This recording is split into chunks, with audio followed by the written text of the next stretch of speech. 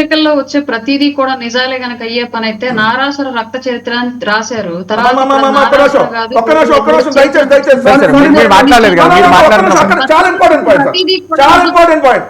మీరు ఏ పత్రికలో వచ్చిందని చెప్పి పెద్దిరెడ్డి రామచంద్రారెడ్డి గారి మీద ఒక్క నిమిషం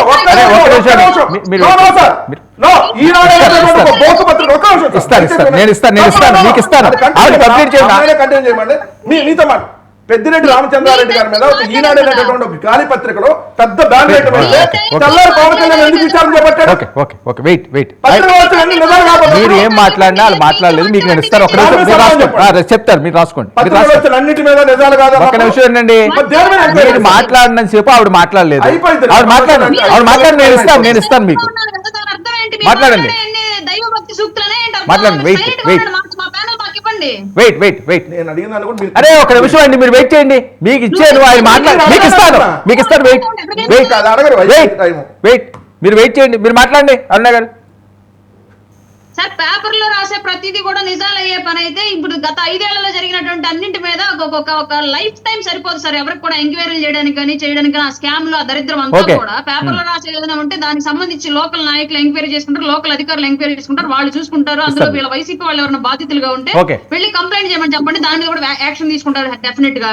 ఇంకోటి సార్, ఈయన ఇందాక అన్నాడు బస్ టికెట్లు ఎందుకు ఫ్రీగా ఇవ్వట్లేదు, ఇంకా ఎందుకు అడుగుతున్నాము, అసెంబ్లీకి రావట్లేదు. మేము అడుగుతుంది ఇదే. ఇవన్నీ కూడా మిమ్మల్ని పులివెందుల ప్రజలంతా కూడా శాసనసభ్యునికి ఎన్నిక చేశారు, మిమ్మల్ని అసెంబ్లీకి వెళ్ళమని. ఇవన్నీ కూడా అసెంబ్లీకి వచ్చి అడగమంటున్నాం సార్. మేము ఇంకేం మాట్లాడట్లా. మీరు ఏవైతే బయట మీడియా ముందు లేదంటే మీ పత్రికల్లో మీ ఛానల్లో మాట్లాడుతున్నారో మీకు ఒక స్పేస్ ఉంది అక్కడ అసెంబ్లీలో, మీకు కుర్చీ ఉంది, అక్కడికి వచ్చి కూర్చొని ఇదే వాయిస్, ఇదే టెంపో, ఇదే బేస్ తోటి అసెంబ్లీలో మాట్లాడండి. మీకు అవకాశం ఉంది కాబట్టి అక్కడ అడగడానికి. అక్కడికి వెళ్ళి అడిగితే మీకు ఆన్సర్ వస్తుంది, నాయకులకి మీ వాయిస్ నేరుగా వెళ్తుంది. నువ్వు ఏ ఛానల్లో మాట్లాడుకుంటావు, నీ ఛానల్ ముఖ్యమంత్రి గారు చూస్తారో లేదో, నువ్వు ఏ పేపర్ లో వేసుకుంటావు, నీ పేపర్ ముఖ్యమంత్రి గారు చదువుతారో లేదో, డైరెక్ట్ గా అసెంబ్లీకి వెళ్ళి కూర్చొని అడిగితే నీ వాయిస్ డైరెక్ట్ గా ముఖ్యమంత్రి గారు వింటారు కదా, సంబంధిత శాఖల మినిస్టర్లు వింటారు కదా. నీ బాధ, పులివెందుల ప్రజల యొక్క బాధ డైరెక్ట్ గా అసెంబ్లీలో తెలుస్తుంది కదా, రాష్ట్ర వ్యాప్త ప్రజలందరికీ తెలుస్తుంది కదా.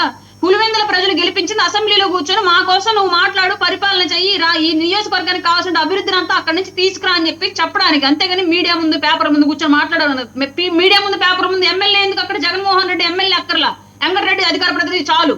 దానికి మళ్ళీ ఓట్లు ఎందుకు, ఎలక్షన్ ఎందుకు, ప్రజలు గెలిపించడం ఎందుకు, అసెంబ్లీకి పోని మేము అడగడం ఎందుకు? పులివెందుల మీద సవాలు విసురుతున్నారు సార్. ఏ సవాళ్ళు? వీళ్ళ నాయకుడు ఒకసారి ఏదో ప్రెస్ మీట్ లో ఏదో సభలో ఇట్లా చూపించి మరి వెంట్రకు కూడా పేకలరన్నారు సార్. ఇవాళ ఏమైంది? ప్రజల మధ్యలో 5 పీకేసి అటొకటి పెట్టారు సార్. ఈ సవాళ్ళు మేము ఇని సాలిపోయింది, ప్రజలకు కూడా విసుగొచ్చేసి ఇంకా చాలే సవాళ్ళు బయట పోయి చేసుకుని నీకు అసెంబ్లీ అక్కర్లేదని చెప్పేసి అధికారం మాకు ఇచ్చారు.